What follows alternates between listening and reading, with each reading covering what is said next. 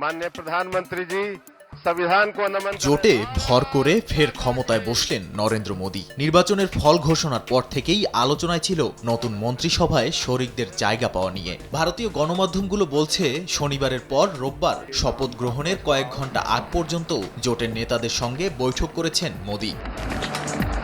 মোদীর নতুন মন্ত্রিসভায় কারা যোগ দিচ্ছেন সেই তালিকা চূড়ান্ত করতে সকালে প্রধানমন্ত্রীর বাসভবনে বিজেপিপন্থী সংসদ সদস্যদের এক বৈঠকের আয়োজন করা হয়। গণমাধ্যমগুলোর খবর, 4 মন্ত্রণালয়ের একটিও শরিকদের ছাড়তে রাজি হয়নি বিজেপি। দি ইকোনমিক টাইমস বলছে, অর্থ, স্বরাষ্ট্র, পররাষ্ট্র ও প্রতিরক্ষা মন্ত্রণালয় নিজেদের হাতে রাখছে গেরুয়া শিবির। শনিবার অমিত শাহ, রাজনাথ সিং, সভাপতি জেপি নাড্ডা ও দলের সাংগঠনিক সম্পাদক বিএল সন্তোষের মধ্যে দীর্ঘ বৈঠকে ঠিক হয় টিডিপি ও জেডিইউকে একটি করে পূর্ণমন্ত্রী ও একটি প্রতিমন্ত্রীর পদ দেওয়া হবে। টিডিপিকে লোকসভার ডেপুটি স্পিকারের পদও দেওয়া হতে পারে। এই দুই বড় শরিক ছাড়া অন্য শরিকদেরও একজন করে প্রতিমন্ত্রী দেওয়া হবে। বিজেপির শীর্ষ নেতৃত্ব শরিকদের বলেছেন, মন্ত্রণালয় নিয়ে তারা যেন অযৌক্তিক দাবি না করেন। নগদে 500 টাকা বা তার বেশি পেমেন্টে পেতে পারেন ঢাকায় জমিসহ 20 কোটি টাকার পুরস্কার।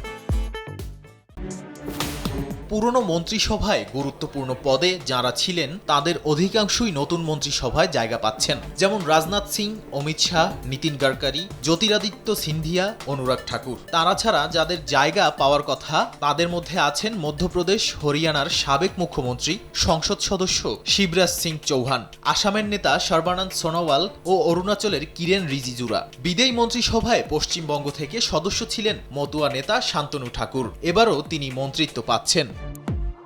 শরিকদের মধ্যে মন্ত্রী হতে চলেছেন জেডিএস নেতা কুমারাস্বামী, এলজিপি নেতা চিরাগ পাসোয়ান, হামের জিতেন রাম মাঝি, আরএলডির জয়ন্ত চৌধুরী ও আপনা দলের অনুপ্রিয়া প্যাটেল। টিডিপির পক্ষ থেকে বলা হয়েছে, দলের 2 সংসদ সদস্য চন্দ্রশেখর পেম্মাসানি ও রামমোহন নাইডু মন্ত্রী হবেন। জেডিইউ মন্ত্রী হিসেবে পছন্দ করেছে দলের সাবেক সভাপতি রাজীব রঞ্জন সিং ও রাজ্যসভার সদস্য রামনাথ ঠাকুরকে। নাদিম মারজান, সময় সংবাদ।